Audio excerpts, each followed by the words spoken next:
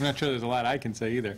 What I'm going to do is just briefly cover some of the points and then maybe break for questions at that point. I'd like to have John Garapi come up and join me. First of all, I'd like to clarify before people at the station get too upset, he is not a deputy chief yet. He may want to be a deputy chief. No way. But Captain Garapi, Thank you. know, it happens the other way, too. Brian Rust was here once, and I think I demoted him to sergeant or something. So, I do it both ways. So, certainly we're here in the aftermath of a tragedy, a series of truly unprecedented events, both in scope and size for the city. This is an incident of complexity that really hasn't been seen in the city in decades. So the department was honestly challenged by the incident. I'm very pleased to stand before you and say, much because of our people, we met that challenge, not only meeting that challenge, but preparing for the future.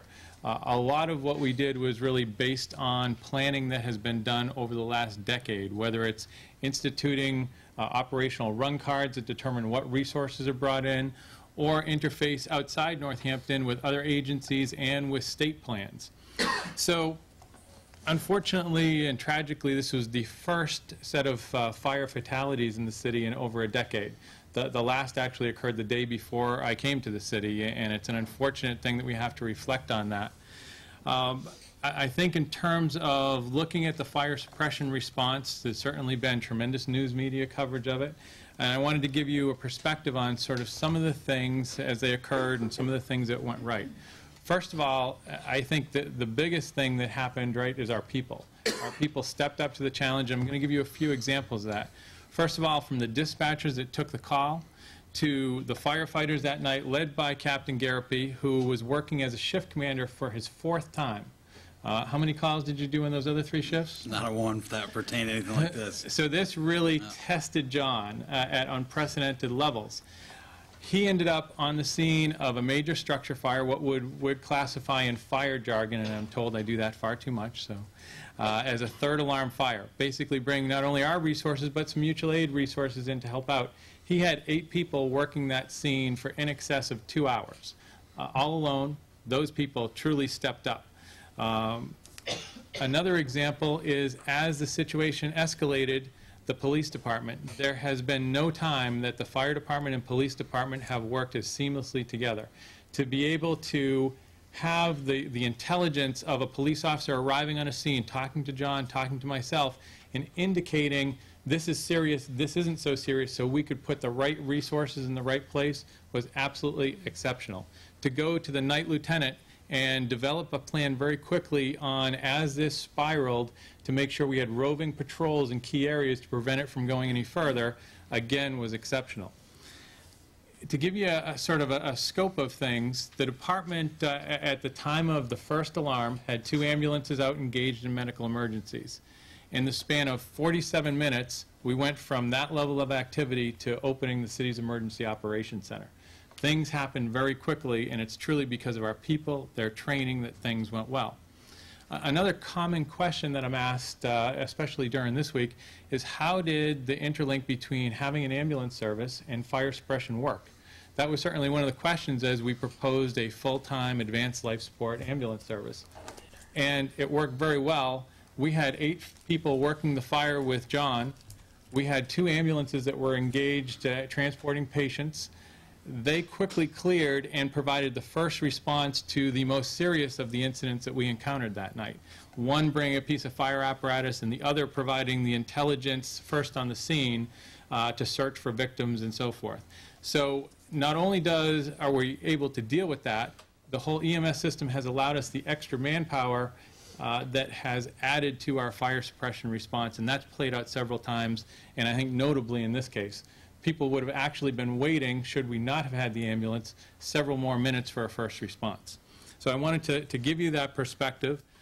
I think one of the things we've heard is about training and composure, and I think that applies beyond the fire department. It certainly applies to the dispatchers that were exceedingly calm, to the police officers that were working with us, and those things really led to the best possible outcome. As we reflect back on the night, I think it's something that we certainly saved, if not lives, several pieces of property based on how resources were deployed. And I'm sure most of you know this, but During the initial moments of that, we brought in 14 communities to actively fight fires within the community. One of the unique things is typically a mutual aid company will come in and they'll work under our command structure. In this case, they were working on their own, fighting several fires that were going on simultaneously. And in the following operational periods, we ended up activating the State Fire Mobilization Plan.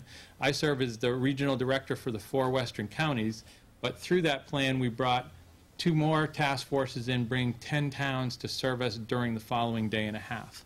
So there was some extraordinary coordination and regional outreach, but it really comes down to the teamwork that was brought forward. So I think at this point, I just asked John to speak for a moment on sort of his experience as that initial shift commander, and then perhaps we could do questions and have Chief Sienkiewicz come up and join me. Well, first off, hello, and I know some new people here. Nice to meet you. I really want to go out first and say thank you to everybody that came into this community. I want to say thank you to our dispatchers for keeping cool heads. This is actually the first time that I actually worked this closely with the police department on this type of level, and I have to tell you, they're a huge asset to me as the commander of this incident. If you ever listen to the YouTube tapes, the radio tapes are out there, you'll hear me saying to Fire Alarm, I understand that the Fair Street Fire is fully involved without them telling me it. And that's because I had a police officer standing right next to me while I was running the Union Street Fire, feeding me information from his officers out in the field, which was a huge asset to me.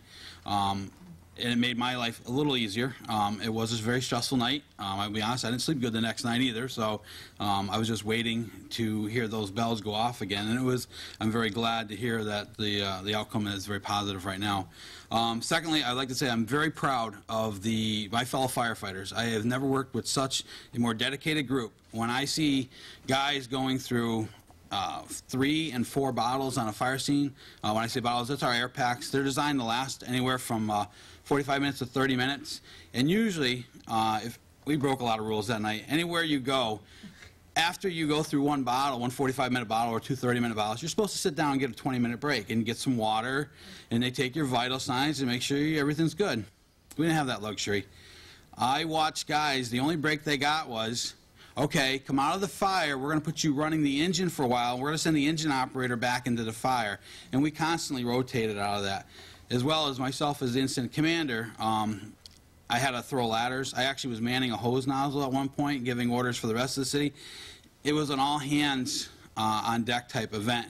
And I am very proud to be just one part of that team that was there in that whole night. I really can't say enough about those people I work with. And they're some of the finest individuals I think you'll ever meet if you ever get to meet them all. So, thank you. Thanks, John. And before we take questions, I think we need to sort of talk about the citizens, too. One of our strategies was in the aftermath of this to have an extensive amount of public outreach in the areas and in the city as a whole. I can't tell you how many positive comments I've got from my firefighters saying how appreciated they feel by the citizens. So I think that's very important at this point. So. Are there questions for the chief or for the captain? Thank you. Okay. Thank you very much. Chief Sienkiewicz?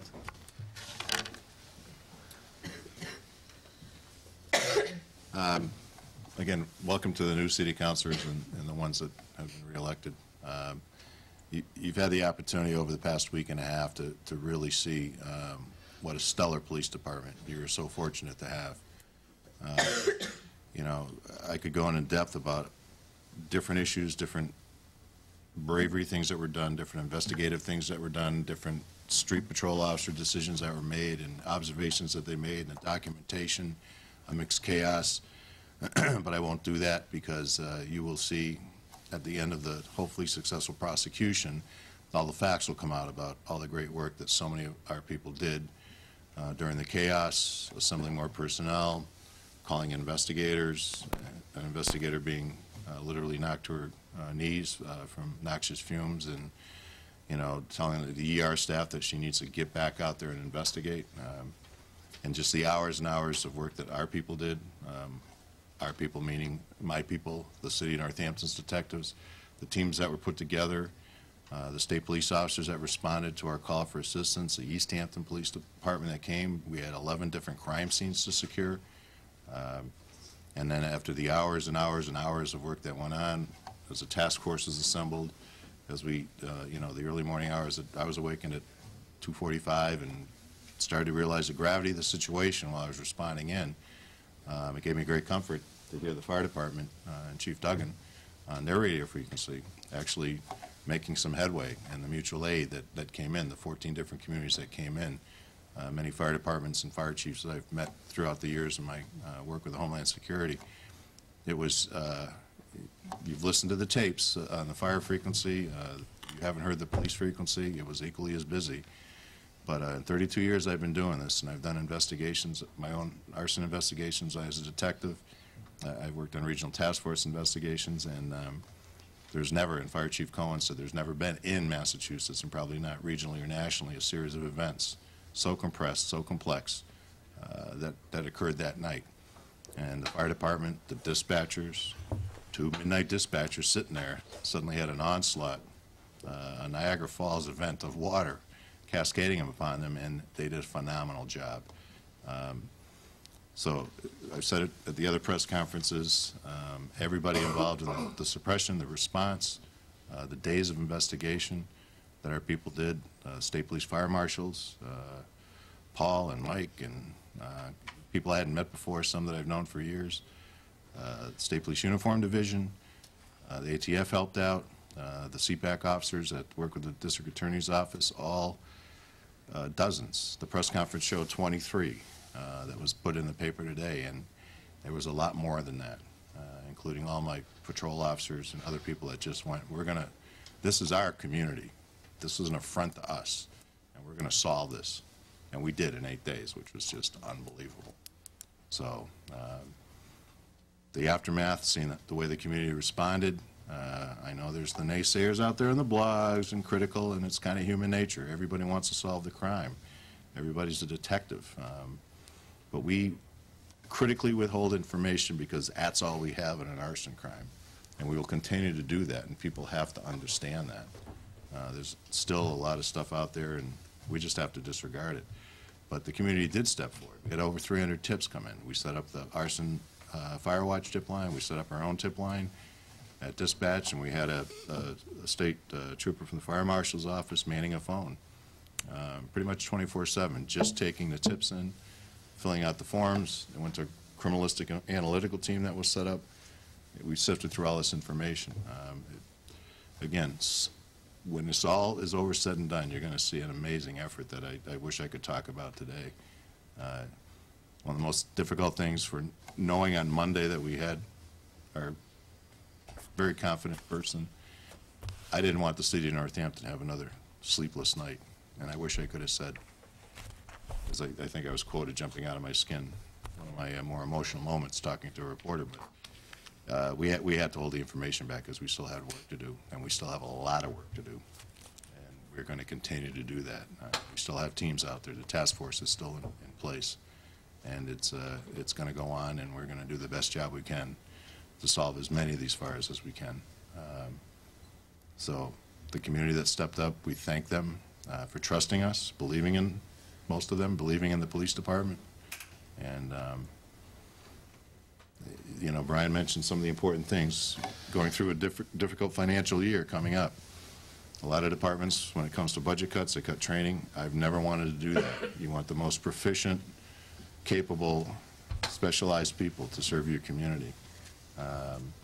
And that's what we've long set out to do. You know, from the day we start to recruit officers, to bring in talented, educated people with college degrees, level of intelligence, a level of commitment. It was just, it's all been what we've dreamed of. We knew an event like this someday might come. It may not be the only time, there may be others. But I think we've set up the police department in a very solid footing. You've seen the new supervisors coming forward. That's the future. Captain Conkus and I, tomorrow, will reach our 32nd year serving the city, as will Sergeant Trushaw, who was just, as our video forensic examiner. So he spent hours, his regular shift, and working evenings, then going out and walking the streets with his black hoodie on. Amazing stuff. So there's so much thanks to go around. So much you all should be proud of that you've let us create the police department that we have today, and the fire department. with Brian's leadership and the dispatch operation under Melissa Nazaro. So I'm not going to take questions. Or I will take them, and the answer will be no. So, you know, you gave a round of applause for the people that were here. It's really all 64 of our people that did a great job.